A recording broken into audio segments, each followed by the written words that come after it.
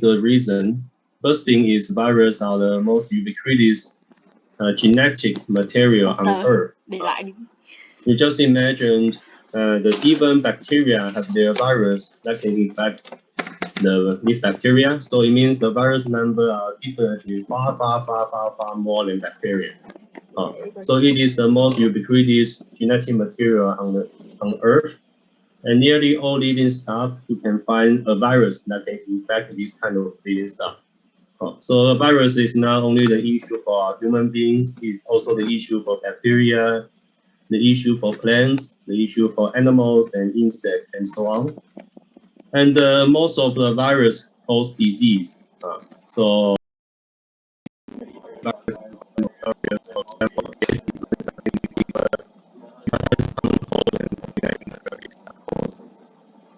and then third thing, you can also take some advantage after we fully understand the biological properties of this virus. If we know this virus very well, from their mechanism, genetic coding, whatever, actually they are very useful material. Such like the bacteria, they can be killed by the virus phage, bacteriophage. If you use them wisely, actually you can use the phage to kill the specific type of bacteria. For example, salmonella can kill a specific bacteria, but this virus will not kill your other healthy microbiome in your gut. And in some Eastern and Russia countries, they use viruses to kill the insect. They use it as a pesticide. Now, of course, because these viruses can only infect very specific species, so don't need to worry about some chemicals residing in the food as they use in this way. And because due to the spatial property of the virus, there are many precious enzymes that can be discovered in different types of virus. And one example is reverse transcriptase. And we'll mention about this probably the final of our talk. And the virus are also a very good genetic factors for protein production and also delivery. Let me think of this then. Of course, we have many quite good drugs that can cure cancer, right? But the issue is how you guide, how the doctor or scientist guide the drug specifically to the tumor cells. After you inject the drug in the blood, actually these drugs in everywhere, right? So actually they are not very specific to the tumor cells. They also influence all kinds of cells. For viruses, you can train it to specifically target the cells or the cancer cells you want to target.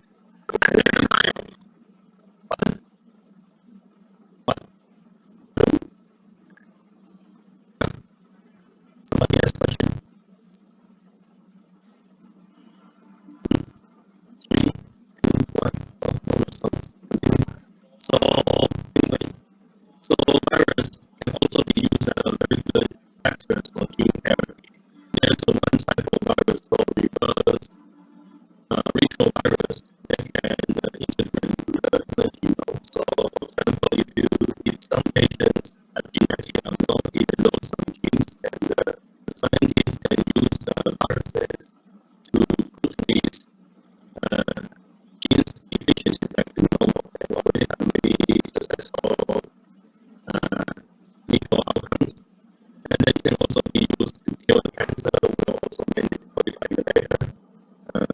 And also, viruses are also an excellent material to study in biology because the only way a virus can infect the host is to escape the immune system. On the other hand, the only way the human body can steal the virus out of your body is also by adaptive immunity. And they are also commingled and Hollywood later things also talk about lots of virus or slightly you can have a look. So let's make a list of how big the virus are. For example, here's the list from the textbook Fundamental Biology. And this table 1.1 page, this very long list.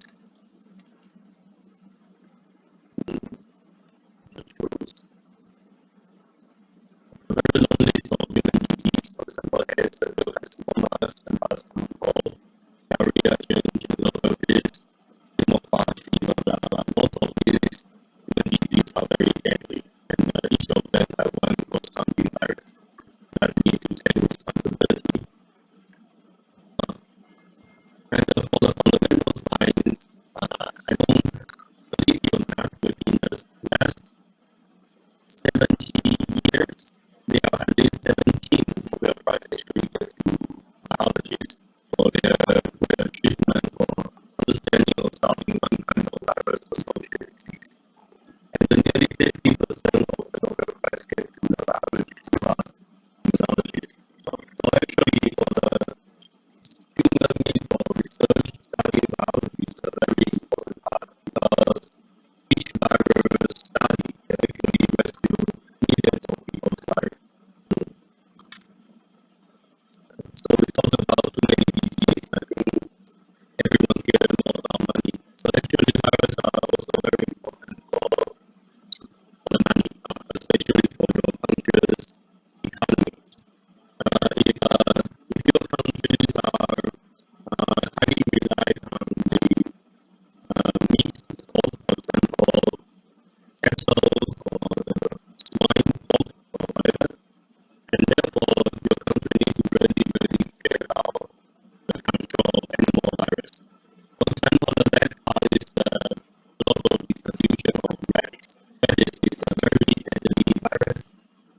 Once human being infected without proper treatment, within 48 hours, the death rate is 100%.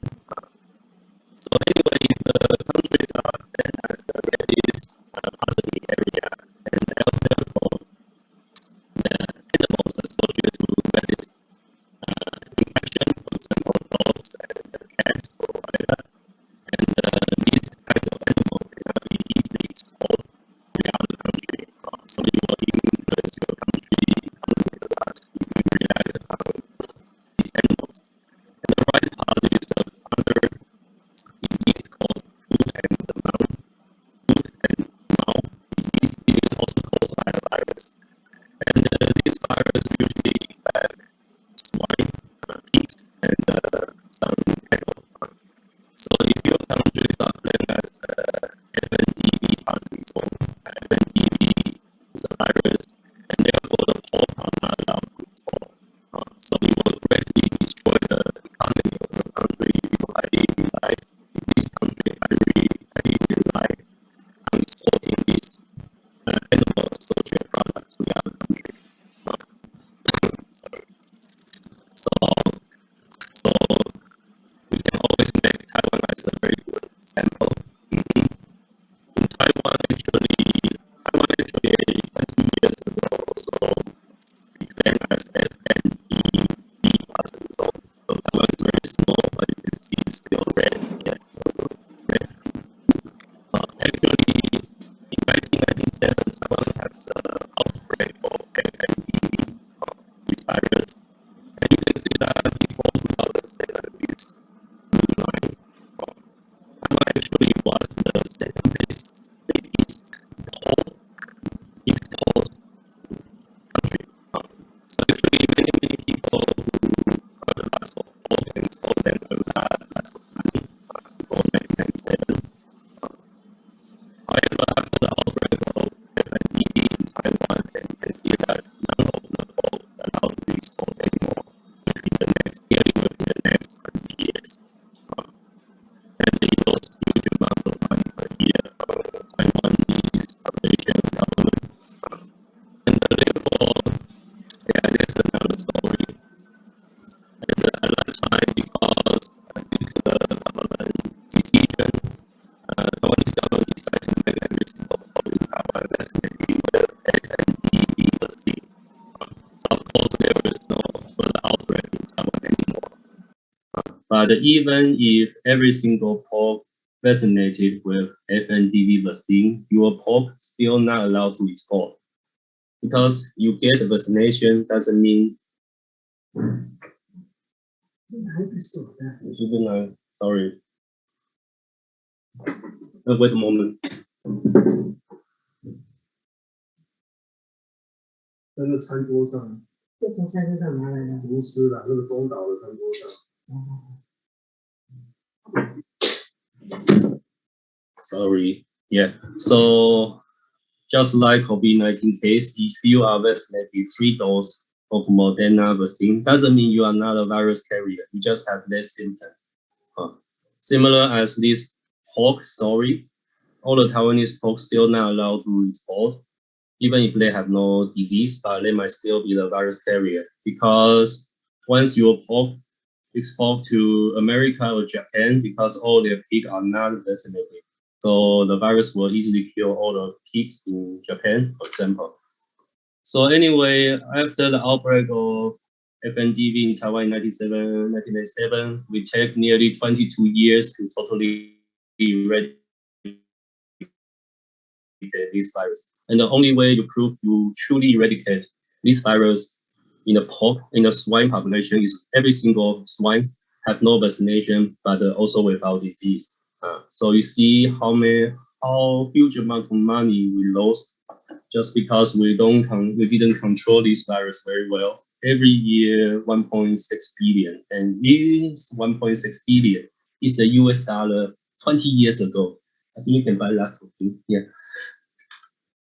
And of course, just because just before the outbreak of FNDV, actually there's another very deadly animal virus called African swine fever virus, ASFV, and they derive from Africa and therefore go to the middle Central Europe and go to Russia and to China. But this pandemic seems so far still restricted to this area. And this virus is even more deadly, can kill lots of pork. Swine, sorry. Pork is the killed pig. Yeah. So now you know controlling virus is have a great impact of the economy. And just another example, COVID-19 actually mostly restrict between human population, but actually COVID-19 can also infect lots of other animals. For example, cats and some animal called mink. Mink is this very cute animal, and you see they look so cute, and their skin is very good. So actually, European people herd this kind of animal for collecting their skin and make clothes and something else. And once they discover that the mink, this kind of animal, is very easily to be infected by COVID-19, even if they don't have very strong symptoms. But because the government, this is happening in Dutch, Netherlands, and the Dutch government found that they're afraid the COVID-19 ones be transmit to this animal, they will have further mutation and therefore transmit back to human. So the only solution, and anyway, if you use the skin from the COVID-19 positive mink, it cannot be sold, cannot be stored, and people will not buy, right? So the only thing they do is kill all of them. I think I have even more this kind of terrible figures. I think this story should be enough to convince you controlling virus not only good for your health, but also good for your money. And believe it or not, cats is also burning. It's cat. Cat is also a very good host for COVID-19 infection. But usually in the modern society, cats are herd inside the house, so they have very low chance to have the intra-species transmission. So most of the virus they carry actually obtained from the host, from you or from the people who have a cat. So usually, cat fortunately don't have such kind of fates. They can still live very happily. And if any one of you have invested in a stock market, I think you know what happened in 2020 and 2021. In USA, the GDP growth reduced 30% in 2020 at the outbreak of COVID-19. I think it should be enough. Yeah, so people kill money even more than healthy. So I need to mention that. And the other idea is the virus. Yeah, we maybe care a lot about the virus between human and human, right? Especially during this COVID-19 pandemic, all the people keep away from the other people. But actually, most of the virus reside in this world that can cause human disease are actually reside in the animals. just gave you some sample. Mosquito. Mosquito can transmit yellow fever, West Nile fever, and dengue fever. And the natural host is actually mosquito, not human. And the bats that can deliver SARS and Ebola virus all very badly. And according to the study, we have lots of information that even COVID-19 is original host by the bats. Very bad.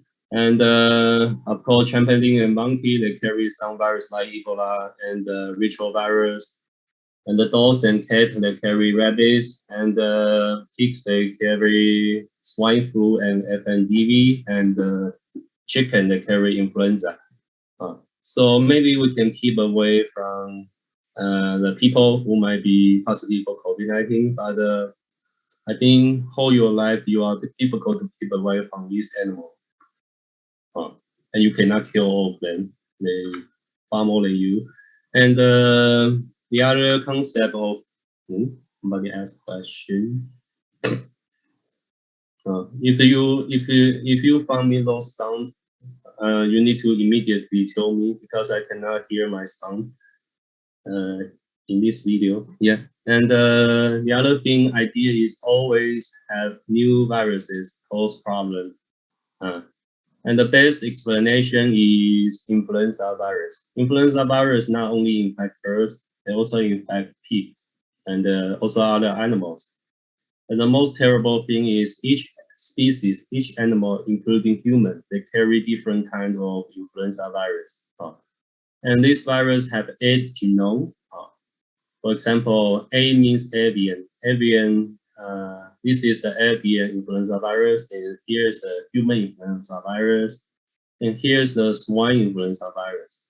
So under some circumstances, actually this chance is quite high.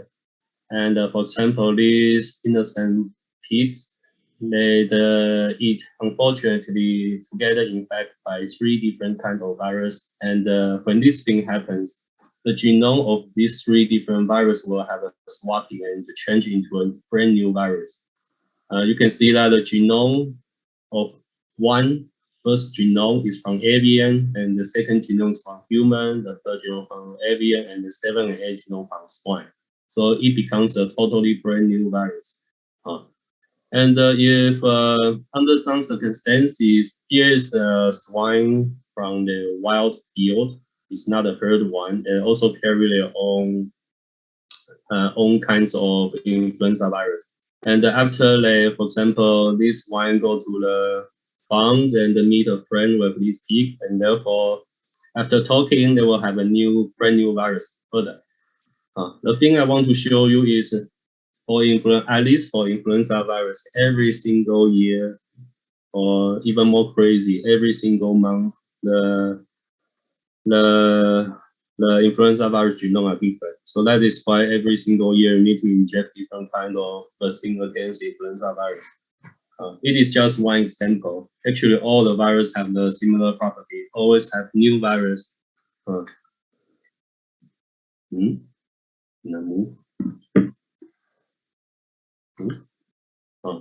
So here is just an example of the influenza virus story. I think I have already mentioned. You might consider why this thing happened. Actually, this thing is quite easy to happen. For example, if I am a farmer, I have a farm, and usually when I have a farm, usually I will have a place to herd pigs. It's quite normal. And because this area usually not in the city center, is usually in the countryside, so there will be, because I need to have a farm for agriculture, so they definitely also have a pool. If I have a pool, then I will try to also herd some ducks or chicken or whatever. They can eat the insects to make my crop better. So in the farm, usually if you see pig, you will quite easily see ducks. And because they are countryside, so it will not so surprise. There are some seasonal birds also fly into your farms and to steal your corns. So actually this thing happened quite easily in the modern society. Don't think this thing is not difficult to happen. So the farmers, after this thing happens, the farmers might also infect by these new kinds of virus. And of course, the pigs, they are going to be killed, become pork, will also be exposed into the city. And the farmers and the swine product will therefore go to the city and cause a pandemic for influenza virus infection. And there are some very crazy numbers. For example, the outbreak of influenza in 100 years ago killed nearly 50 to 100 million people. And these things happen every 20 years. There's a big outbreak. And here's just furthermore information why there are always new virus. And the case I mentioned here is somehow like modern society. The farmers, pigs, dogs, seasonal bird, and therefore city and bone.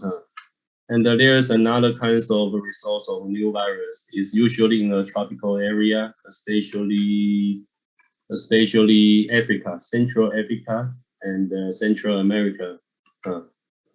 So believe it or not, and actually the people living in this area, you cannot always blame that they are lazy, they don't go to become farmer and have some agriculture, because the natural resource in Central Africa is tremendous a lot.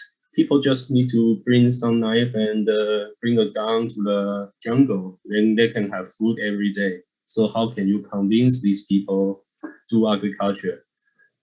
And if you think in the other way, if they do agriculture, the drawback is they need to remove the jungle, right?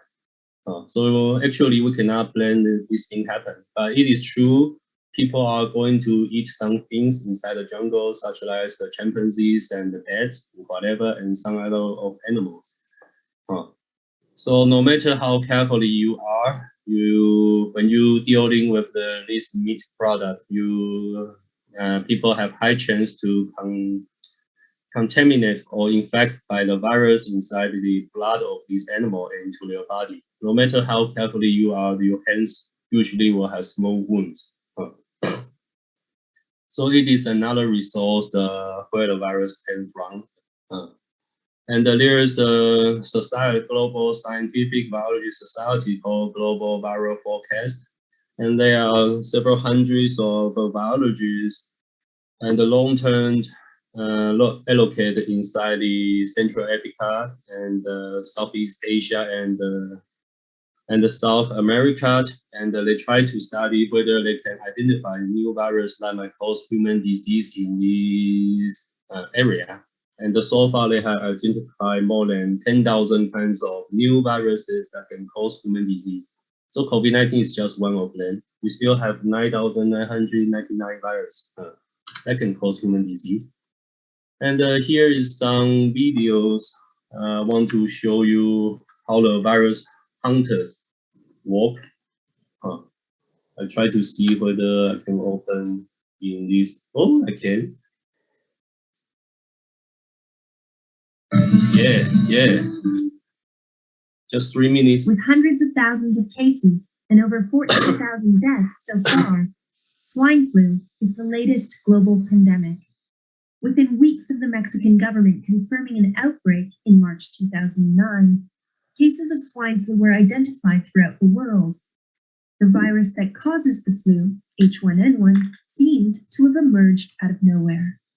But researchers contend that swine flu shouldn't have blindsided public health systems worldwide. Our experiences with avian flu, SARS, and the West Nile virus have taught us that there are certain trends to how viruses emerge, and these could help predict and prevent outbreaks in the future. Scientists have shown that more than half of the infectious diseases that affect humans originated in animals. HIV and malignant malaria came from chimpanzees. Influenza A came from wild birds, and the plague was born in rodents, just to name a few. The jump from animals to humans often happens through groups of people that have close contact with animals, like the bushmeat hunters in Central Africa. I traveled to Cameroon to see how researchers from the Global Viral Forecasting Initiative, the GVFI, are working with bushmeat hunters to track viral transmission. Cameroon is what GVFI researchers call a viral hotspot. a place where the high biodiversity and local way of life makes cross-species transmission more likely. The head of the GBFI, virologist Nathan Wolf, started monitoring this viral chatter 10 years ago. Wolf and his team work in rural areas where the main source of protein is wild meat. Rodents, porcupines, anteaters, and non-human primates like monkeys and chimpanzees. After a kill, the hunters carry the meat back to the village, slung over their backs. The blood of the game runs down their legs and mingles with their own, the perfect medium for viral transmission.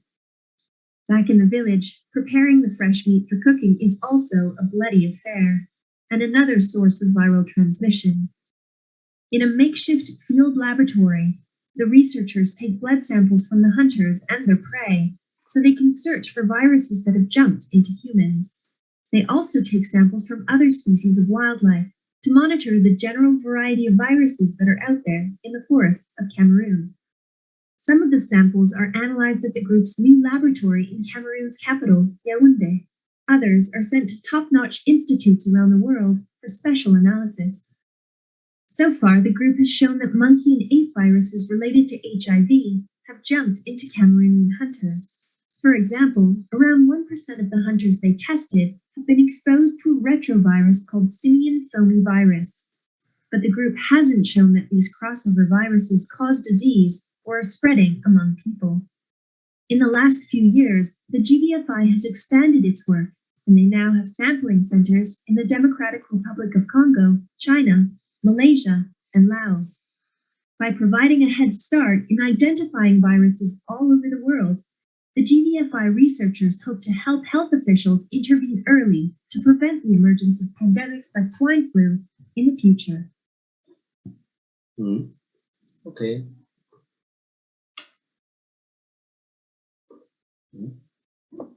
Next.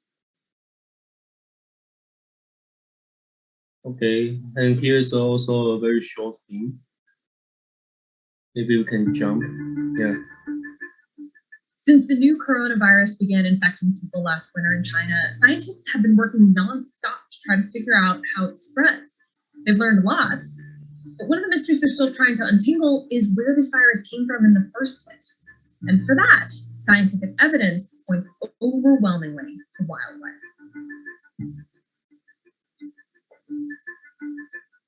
Zoonotic disease is on the rise as interactions between humans and wildlife increase. Food and agriculture practices, landscape development, wildlife and livestock trade, all these things put humans in closer contact with animals, especially in densely populated areas. And this creates the perfect conditions for zoonotic spillover, for animal-borne diseases to jump to humans. The CDC, the leading public health organization in the United States, estimates that 6 out of 10 infectious diseases in people come from animals. And with this coronavirus, the most likely origin point is bats. These winged mammals have been natural reservoirs for the rabies virus, Marburg virus, Hendra, and Nipah viruses. The Ebola virus outbreak in West Africa. And you see bat brown, okay? The Ebola virus outbreak in West Africa was traced to a bat colony. The 2003 SARS outbreak originated in bats, as do other coronaviruses. Now, with this coronavirus, scientists can't say for sure that it came from bats alone. The virus shares a 96% genetic similarity to coronaviruses that have been found in bats. 96% sounds close, but that 4% difference is actually a pretty wide distance in evolutionary time. It could be even decades. That extra 4% suggests the virus may not have evolved from bats alone, but has some viral material from another animal mixed in, which acted as an intermediate host, ultimately transmitting the virus to humans through feces, an animal bite, or wild meat consumed by a human. We just don't know for sure. One possible intermediate host could be pangolins. Scientists have found a genetic similarity between this coronavirus and coronaviruses found in these scaly anteaters, which are vulnerable to illegal wildlife trade. But until scientists have more genetic evidence, this theory about the role of an intermediate host is I think should be enough. Yeah. Just let you convince new virus happen every day. And it is quite interesting. Many deadly viruses all usually came from bats. The flying one, Batman. And according to the recent study, and scientists gave some reason why bats usually carry very deadly virus. And firstly, they are animal, of course. They can fly. They are the flying animal and mammal. So the virus between mammal are quite easy to transmit each other. And the third reason is why the bats carry such deadly virus, but the bats still so happy. It's because their lifestyle. Usually, when the bat they are flying, the temperature is far more than 40 degrees, sometimes 45 degrees. And as we know, high fever can inhibit virus replication. So actually, the bats and usually when they awake, they are flying, and the temperature are extremely high. So the virus they can carry, but not easily to kill themselves. And besides flying, usually they will move to a very dark cave, right, and hang out and sleep. And during that period, the temperature is very low, sometimes lower than 20 degrees, also not benefit virus replication. So it means the bats carrying virus inside the beds, they can always inside the beds as a carrier, but always not enough to have a sufficient amount of viruses that can cause bats with disease. And the bats also have some defect for immunity. And something is quite strange because some viruses causing disease actually are the over-immune response. For example, like influenza virus 1988, Spanish one, and the scientists actually validate this virus kill human beings due to over-immunity. The bats because they have some this defect, so they never have over-immunity. So just like to, because somebody very like to ask why these animals keeping such very deadly virus, but they look so totally friendly and cute. That is the reason, because they have different lifestyle and they have different genome. Our human beings don't have such thing. Yeah. So I think we already know viruses are deadly. The virus cause many disease. Always you can find new virus, and you can find new virus cause problem. And virus also important for your economy. So what are the viruses? Viruses are usually defined as a very small stuff, and at a very early beginning, the definition of viruses they are filterable infectious agent.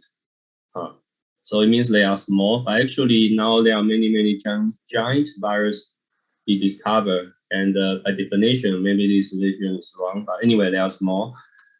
And viruses are the obligate infectious intracellular parasite. Why? Because the virus cannot live by land cell. They can only become alive after they find the proper host and infect the host and do replication inside the host. So they cannot live alone. They totally depends on the others. And the third thing is the virus is not totally depends on the others. They even cannot make their energy and protein or even genetic material. Or everything they steal from the host cells. They steal host cells energy, production machinery. They steal host protein and nucleic acid production machinery. They are very evil. And virus have genome, and they can be either DNA or RNA genome, so it means they are inheritable. And because they have genetic coding, so it means any single kind of mutation inside their genome might create a new virus further. And the virus, according to the structure, they are either the negative capsid form or the envelope form. But anyway, their structure are very simple, and this structure we will mention in the later part. And the final thing I want to mention is how the virus amplify themselves. And for human beings, no, for bacteria, I think you will have already finished bacteria part. For bacteria, they use cell division, means one bacteria into two, 2 into 4, 4 into 8, 8 into 16, blah, blah, blah. Yeah. And they already replicate quite fast. Yeah. And for virus, usually according to different kinds of virus, one infected cells from one single virus might generate 1 million new viruses. And this kind of replication we call multiplication. So they can amplify a lot of new virus in a very short time. So after the brief introduction of the virus and some key knowledge, so we need to go to the history. I think this part you guys should be already mentioned in microbiology part. So anyway, just make a very brief introduction. Anyway, before the discovery of bacteria, all the disease human might suffered in 300 years ago, or even before, they just think, oh, I do something wrong, God punish me, I'm bad. But after the discovery of bacteria, especially the Louis Pasteur and Robert Koch, and they defined that bacteria or the microbiomes might be the main reason for causing disease.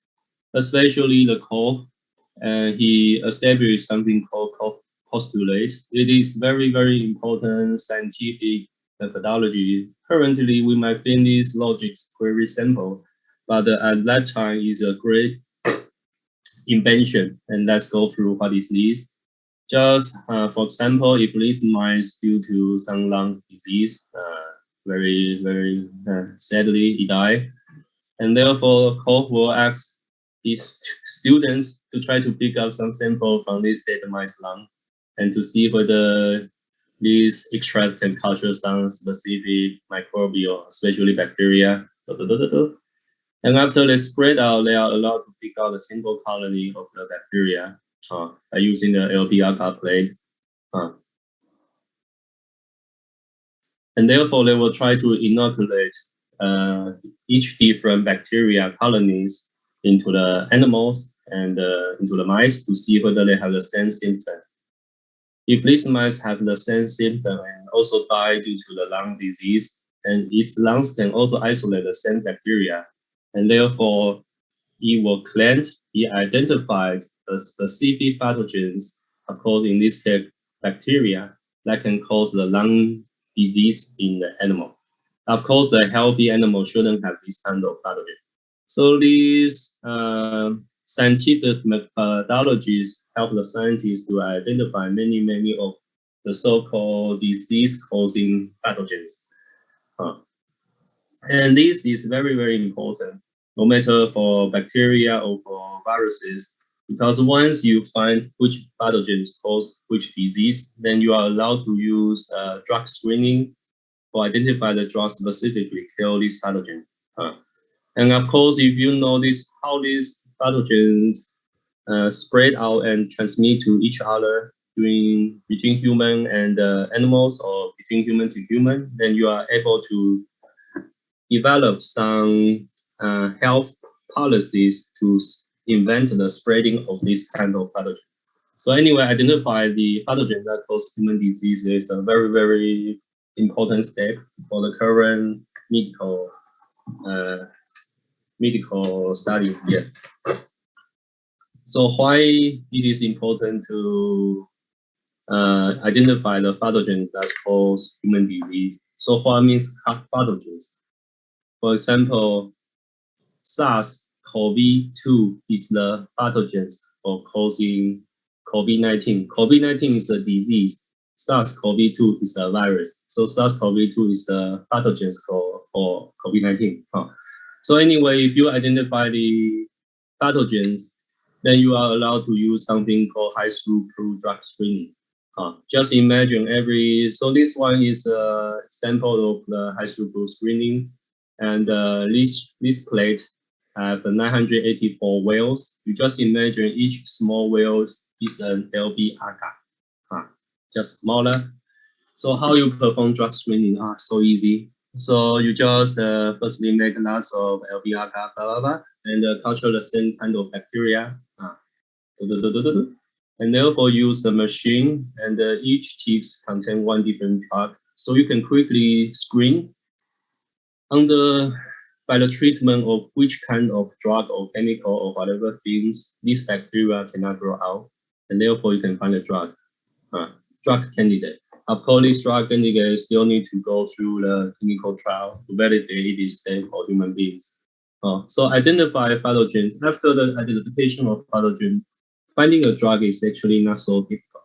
But of course, make a drug from research into clinical usage still needs lots of safety tests, efficiency tests, blah, blah, blah. But it's already a very good start.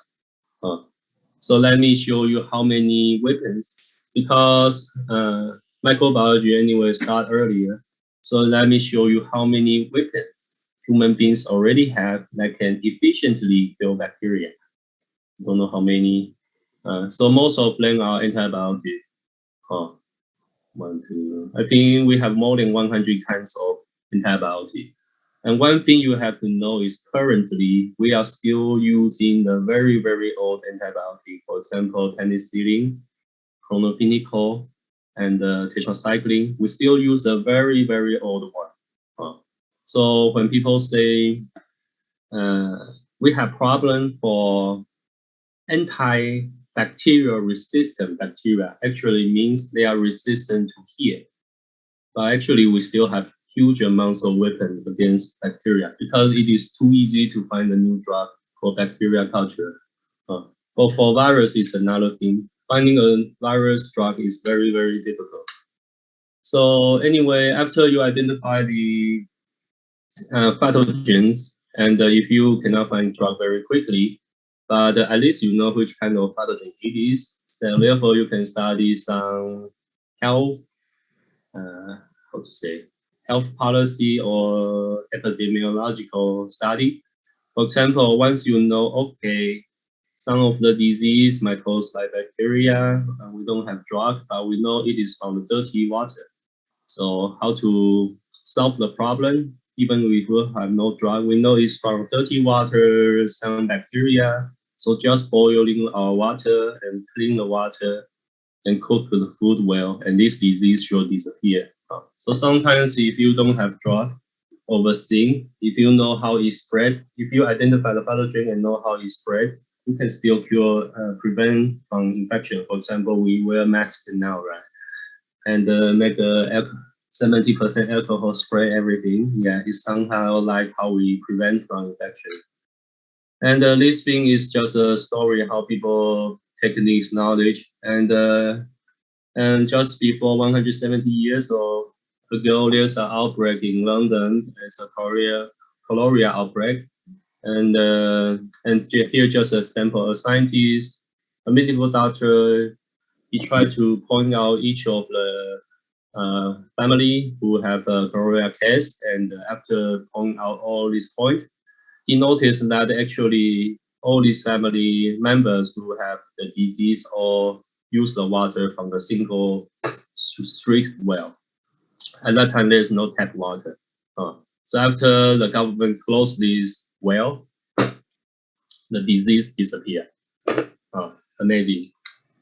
Of course, for most of the cases, we don't know how this virus or the pathogens cause disease.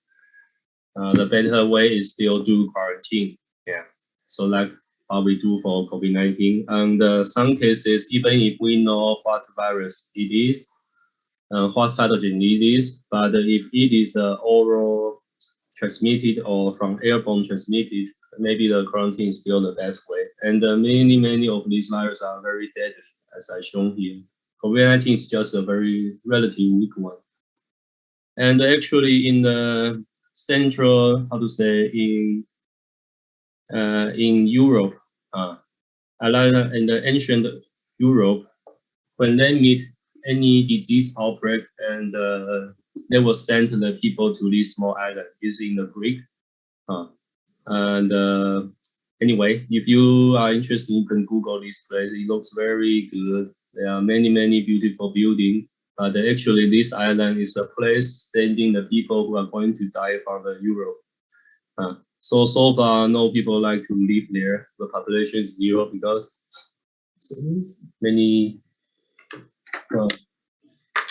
So wait a moment.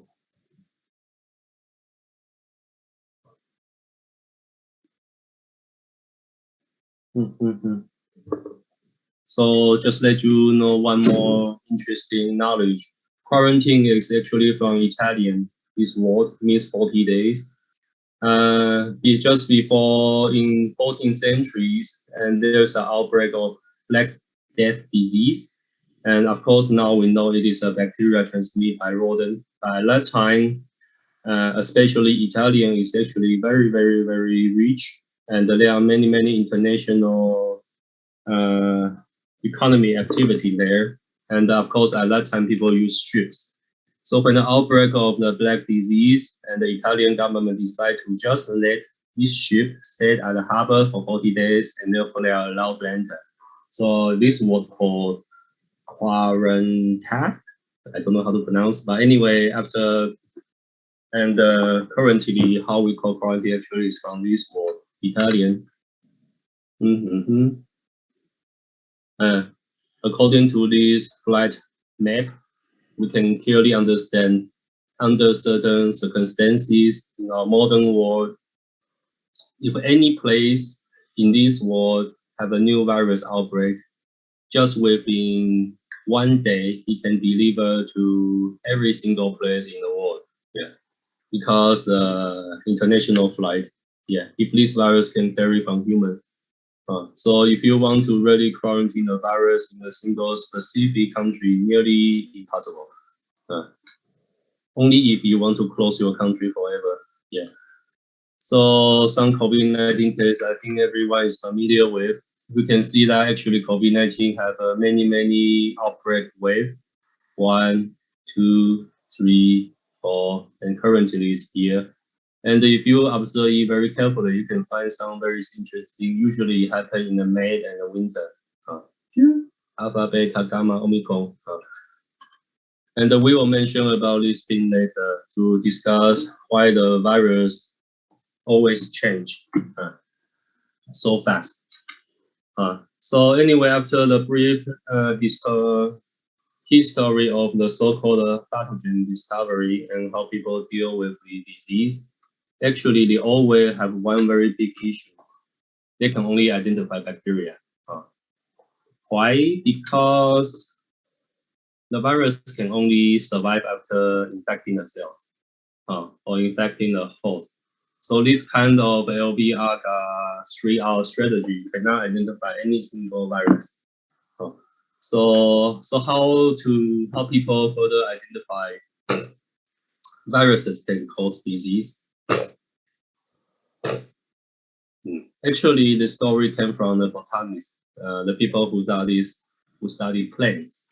As I said, viruses are very important for economy. At that time, 100 years ago, plenty of people smoke. Of course, so far still many people smoke. Yeah. So anyway, tobacco leaf is a very good economy plant because people like to smoke. Nice.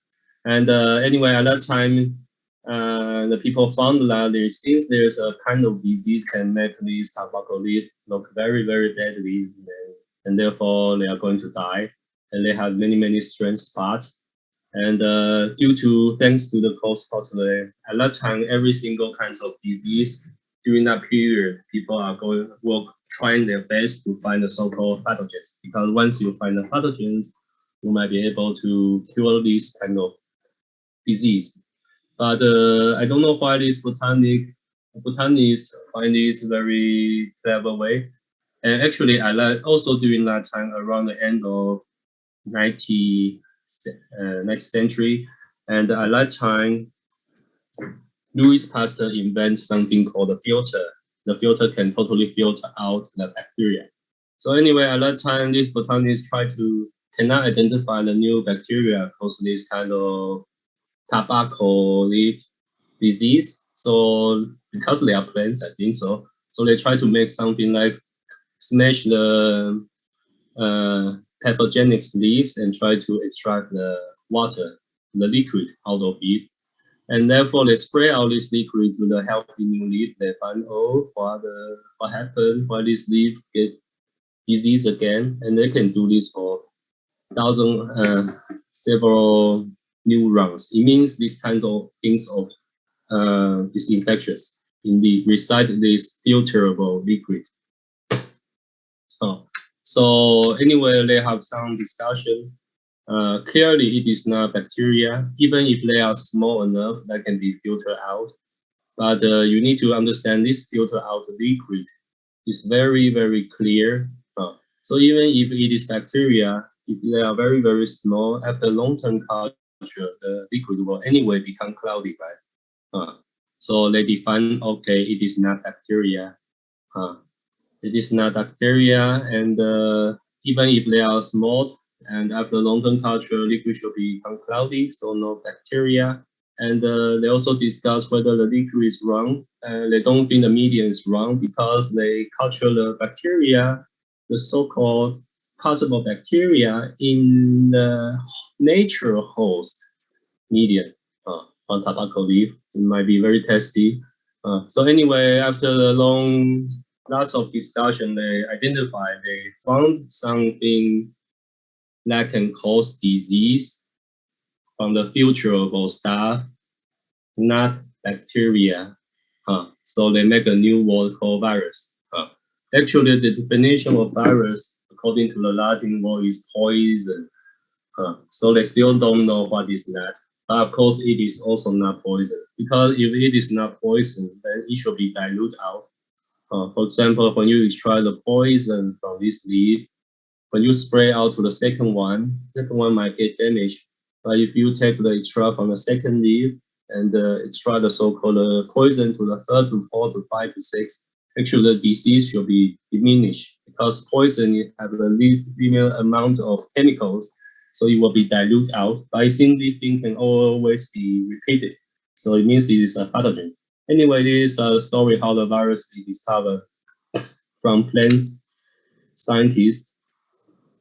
And it is perhaps the first, I cannot say it's the first, but it's a very, very early study demonstrate that human disease can be transmitted through the filterable pathogen. And the last story happened for 1918 Spanish flu, the virus that killed 100 million people. And anyway, the doctor also tried to find the pathogens for this Spanish flu because too many people died. So anyway, in the end, they found the secreting stuff from the Spanish flu patients, even after filter. After injecting into the monkey will have the symptom and have high fever. And the more crazy thing is they also try to inject this thing into the healthy individual, and the healthy individual also gets sick. So it means the Spanish flu at that time also be validated, transmitted through something that can be filtrate. So not bacteria, but of course they don't know what is virus. And one more story of this Spanish flu, because there are too many people die at that time. I remember 5% of the human population died at that time, 5 to 10%, and most of the people are the young people. So the biologists scientists quite worried about whether this virus will appear again, because I told you every 20 years there will be one huge outbreak of influenza virus, and then they just worry whether this virus will come back again.